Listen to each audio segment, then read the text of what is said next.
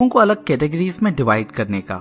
आप किस कैटेगरी में हैं ये डिपेंड करता है आप पैसा कहां से कमा रहे हैं, आपका इनकम सोर्स क्या है। ये 4 यूनिक कैटेगरीज हैं। E for employ, S for small business and self employed, B for big business और आखिरी I फॉर इन्वेस्टर। हम में से हर कोई कम से कम एक कैटेगरी में तो जरूर आता है, लेकिन शर्त यह है कि आप कुछ ना कुछ कमा रहे हो। अगर आप एक स्टूडेंट हैं तो आप फ्यूचर में क्या करने वाले हैं उस हिसाब से अपनी कैटेगरी देख सकते हैं।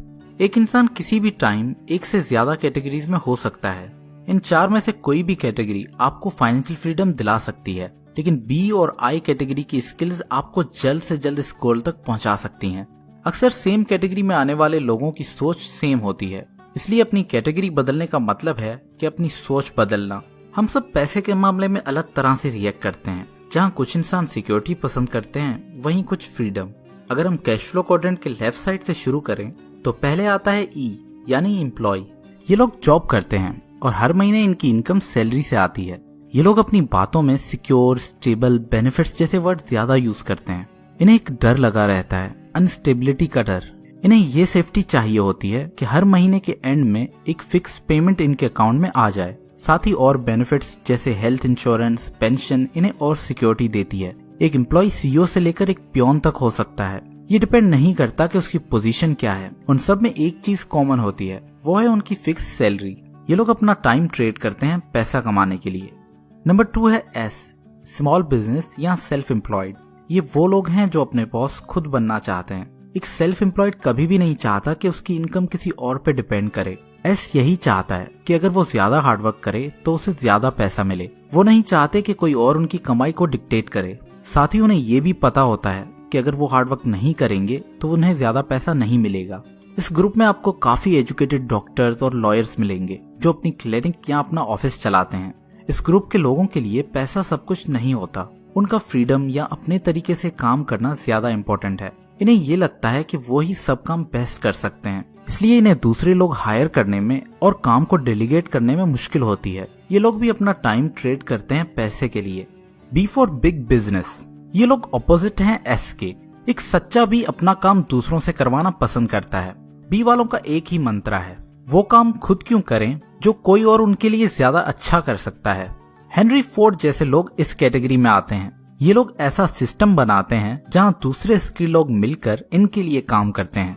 S और B में बस इतना ही फर्क है। जब एक B अपना बिजनेस छोड़ के 1 साल चला भी जाए तो वापस आकर उसे अपना बिजनेस पहले से भी ज्यादा अच्छा मिलेगा। लेकिन अगर एक S अपना काम छोड़कर जाए तो वो वापस आकर खत्म हो चुका होगा। सिंपल डिफरेंस ये है कि S सेल्फ एम्प्लॉयड है, यानी वो अपनी जॉब ऑन करता है, वहीं B एक सिस्टम ऑन करता है और लोगों को लीड करता है। Number 4, I for investor. ये प्लेग्राउंड है अमीर लोगों का। इन्हें खुद काम करने की जरूरत नहीं होती क्योंकि इनका पैसा इनके लिए काम करता है। दोस्तों, ये मैटर नहीं करता कि आप किस कैटेगरी से पैसे कमाते हैं, लेकिन अगर आपको अमीर होना है तो आपको वो पैसे I कैटेगरी में लाने ही पड़ेंगे। I में ही आपका पैसा आपके लिए काम करता है। I में ही पैसा दौलत में कन्वर्ट होता है। आइए एक सिंपल एग्जांपल देखते हैं पूरे कैश फ्लो क्वाड्रेंट का। जब एक डॉक्टर MBBS की डिग्री लेकर गवर्नमेंट की जॉब करने लगता है तो वो E कैटेगरी में आता है। फिर अगर वो जॉब छोड़कर अपना क्लिनिक खोलता है तो वो S की कैटेगरी में आता है। नेक्स्ट, अगर वो एक ऐसा हॉस्पिटल खोले जहां वो दूसरे डॉक्टर्स को हायर करके उनसे काम करवाए तो वो B कैटेगरी में आ जाएगा। और आखिर में अगर वो E, S या B से पैसा सेव करके उन्हें बॉन्ड, रियल एस्टेट या स्टॉक एक्सचेंज में इन्वेस्ट करे तो वो I कैटेगरी में आ जाता है। ज्यादा अमीर होने वाले लोग अपना 70% पैसा I से बनाते हैं, वहीं मिडिल क्लास अपना 80% पैसा E या S से बनाती है। B और I वाले लोग कम काम करके भी ज्यादा पैसा कमाते हैं। दोस्तों, अगर हम दौलत को डिफाइन करें तो दौलत क्या होती है? दौलत वो टाइम है जो आप बगैर काम किए गुजार सकते हैं, बगैर अपना लिविंग स्टैंडर्ड गिराए। फॉर एग्जाम्पल, अगर आपका महीने का खर्चा 50,000 है और आपने 2 लाख रुपए सेव किए हैं तो आपकी दौलत सिर्फ 4 महीने की है। इस तरह दौलत टाइम में मेजर होती है। जब आप अपनी पूरी जिंदगी बगैर काम किए गुजार सकते हैं उसे हम फाइनेंशियल फ्रीडम कहते हैं। दोस्तों, ये मैटर नहीं करता कि हम कितना पैसा कमाते हैं, बल्कि हम कितना पैसा सेव करके उसे कंपाउंडिंग के लिए इन्वेस्ट करते हैं, ये ज्यादा मैटर करता है। आप जितना भी सेव कर सकते हैं वो आपको I कैटेगरी में डालना चाहिए, क्योंकि यहीं ही आप अपने पैसे से काम करवा सकते हैं। दुनिया में ज्यादातर लोग E या S यानी लेफ्ट साइड से ही बिलोंग करते हैं। क्योंकि हमारे स्कूल और घर वाले हमें लेफ्ट साइड के लिए ही ट्रेन करते हैं। इसलिए ज्यादातर लोग डर और लैक ऑफ नॉलेज की वजह से कभी रिस्क ही नहीं लेते, फिर भले उन्हें रिटर्न में कुछ भी मिल रहा हो। रिस्क की बेसिस पे 4 अलग किस्म के लोग होते हैं। पहले रिस्क अवर्स, ये लोग रिस्क अवॉइड करते हैं, अपना पैसा बैंक या गोल्ड में ही रखते हैं। दूसरे जो फाइनेंशियल एडवाइजर यूज करते हैं, जैसे म्यूचुअल फंड्स या इंश्योरेंस। तीसरे गैम्बलर्स, जो इन्वेस्टिंग को बस चांस का गेम समझते हैं। और चौथे हैं इंटेलिजेंट इन्वेस्टर्स, जो इन्वेस्टिंग को नॉलेज और स्किल की गेम समझते हैं। आई क्वाड्रेंट में आने के लिए आपके पास 2 रास्ते हैं। अगर आपको इन्वेस्टिंग के बारे में बिल्कुल भी नॉलेज नहीं है तो आपको एक अच्छा फंड मैनेजर ढूंढ के उसके म्यूचुअल फंड में इन्वेस्ट करना चाहिए। लेकिन अगर आपको इन्वेस्टिंग में इंटरेस्ट है तो आप वैल्यू इन्वेस्टिंग के बारे में पढ़ना और सीखना शुरू करें और साथ ही स्टॉक मार्केट में इन्वेस्ट करके उसे प्रैक्टिस करें।